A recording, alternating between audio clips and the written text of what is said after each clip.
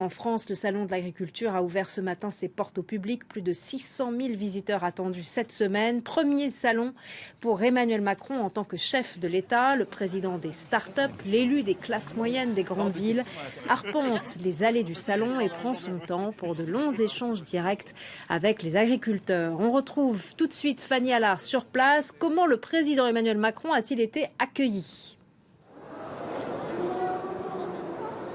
Écoutez, l'accueil fait au président de la République est assez mitigé. Il a débuté sa visite par la vache haute, comme le veut la tradition, puis s'est dirigé vers les allées. Et très vite, le président a été hué par les agriculteurs, dont les jeunes agriculteurs. Il avait commencé sa visite en allant rencontrer les syndicats agricoles. Et justement, nous sommes avec Thémanuata Girard, qui est éleveuse en caprin et surtout secrétaire générale de la Confédération paysanne. Bonjour. Bonjour. Vous étiez ce matin avec le président de la République. À quoi s'est-il engagé ? Aujourd'hui, on n'a pas eu vraiment d'engagement. Il a répété les discours qu'il nous avait donnés à Rungis, à ses vœux, et celui qu'il a fait aussi jeudi devant la nouvelle génération paysanne. Donc nous, aujourd'hui, on entend ce qui est dit, on entend la montée en gamme, on entend la relocalisation. Maintenant, il va falloir passer aux actes. Donc voilà, c'est ça qu'on attend. Qu'est-ce que vous attendez du gouvernement ? Qu'il y ait de vraies politiques qui soient mises en place pour aider à cette transition, pour aider à changer le système aujourd'hui qui arrive droit dans un mur, qui a été conduit par un modèle économique qui n'est pas viable et qui n'aide plus à ce que les paysans aient du sens dans leur métier et surtout un revenu. Aujourd'hui, ce qu'on veut, c'est que les paysans aient un revenu. De quoi souffrent les agriculteurs aujourd'hui ? Ils souffrent d'incompréhension, ils souffrent de désespoir, ils n'ont plus l'espoir. Ils se disent, là, on a un énième discours qui se fait.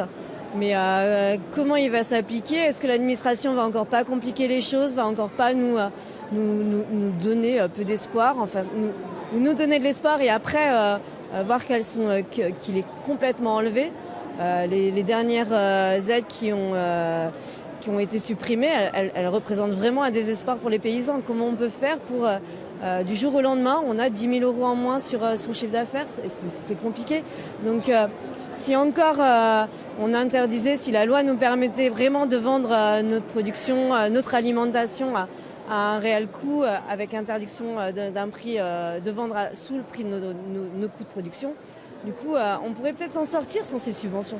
Mais aujourd'hui, il y a des politiques qui sont là. Il faut qu'elles nous aident à aller vers un modèle plus vertueux. Il faut qu'elles nous accompagnent. Et il faut surtout simplifier la vie aux paysans, quoi.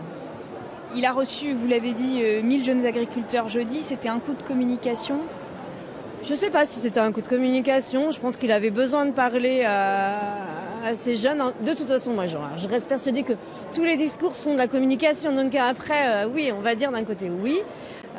J'ai vu des jeunes quand même qui étaient assez contents d'être là. Maintenant, je l'ai dit et je le répète, il faut juste qu'on passe aux actes, quoi. C'est qu'aujourd'hui, on entend ce qui est dit, on essaye de comprendre et on se dit c'est encourageant.